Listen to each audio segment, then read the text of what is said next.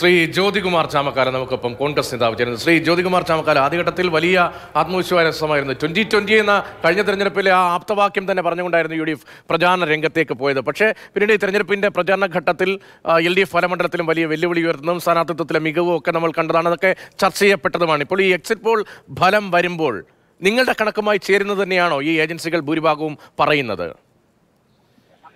കേരളത്തിന്റെ രാഷ്ട്രീയ സാഹചര്യത്തിൽ ഒരു സംശയവും വേണ്ട. ഞങ്ങൾക്ക് 20 സീറ്റും ജയിക്കാൻ കഴിയുന്ന രാഷ്ട്രീയ സാഹചര്യം ഇവിടെ ഉണ്ട്. അത് ദേശീയ രാഷ്ട്രീയം വിലയിരുത്തിയാലും സംസ്ഥാന രാഷ്ട്രീയം വിലയിരുത്തിയാലും. അതുകൊണ്ട് തന്നെ ഈ എക്സിറ്റ് പോൾ ഞങ്ങളെ വലിയ കാര്യമുണ്ടെന്ന് ഞങ്ങൾ കരുതുന്നില്ല. ഞങ്ങൾക്ക് 20 സീറ്റും ജയിക്കാൻ കഴിയുന്ന രാഷ്ട്രീയ സാഹചര്യമാണ് ഇവിടെ ഉള്ളത്. BJP കേരളത്തിൽ അക്കൗണ്ട് തുറങ്ങില്ല എന്ന് തന്നെയാണ് ഞങ്ങളുടെ പരിപൂർണമായ വിശ്വാസം.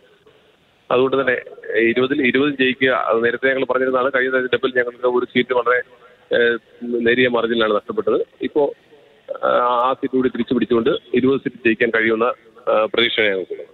ഈ ദേശീയതലത്തിൽ വീണ്ടും ഒരു മൂന്നാം മൂഴം എന്ന തരത്തിൽ ഉറപ്പിക്കുകയാണ്. ഇപ്പോൾ സാധാരണ നിലയിൽ ചില സർവേകളിലെങ്കിലും മാറ്റം വരാറുണ്ട്.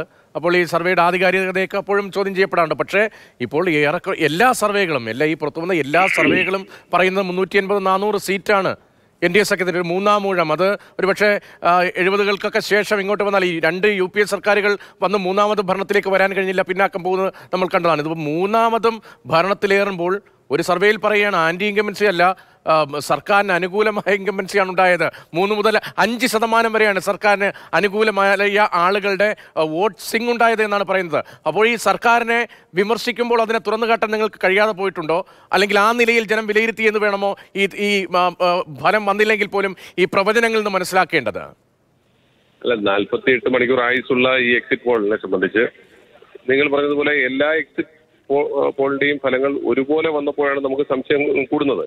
ഇവിടെ നോക്കൂ, ഈ എക്സിറ്റ് പോളുകളെല്ലാം നേരത്തെ പലപ്പോഴും ചെറിയ വ്യത്യാസങ്ങൾ ഉണ്ടാകും. അതുപോലെ എക്സിറ്റ് പോളിന്റെ ആ കണക്കിലേക്ക് എത്തുന്ന രീതി, ഇതൊക്കെ നമ്മൾ പരിശോധിക്കേണ്ടതായിട്ടുണ്ട്. പക്ഷേ ഇവിടെ ഞങ്ങളെ സംബന്ധിച്ച് ഫീൽഡിൽ നിന്ന് കിട്ടിയിട്ടുള്ള വിവരത്തിന്റെ അടിസ്ഥാനത്തിൽ സ്വാഭാവികമായിട്ടും ഞങ്ങൾക്ക് 295 സീറ്റ് കിട്ടുമെന്നാണ് ഇന്നലെ ഇന്ത്യ മുന്നണിയുടെ നേതാക്കന്മാർ തന്നെ, ഓരോ സ്റ്റേറ്റിലെയും ചുമതലയുണ്ടായിരുന്നവർ ഉൾപ്പെടെ അവിടെ വളരെ പ്രമുഖരായ നേതാക്കന്മാർ കൂടിയിരുന്ന് ആലോചിച്ച് തീരുമാനിച്ചതിന്റെ ഭാഗമായി ഞങ്ങൾക്ക്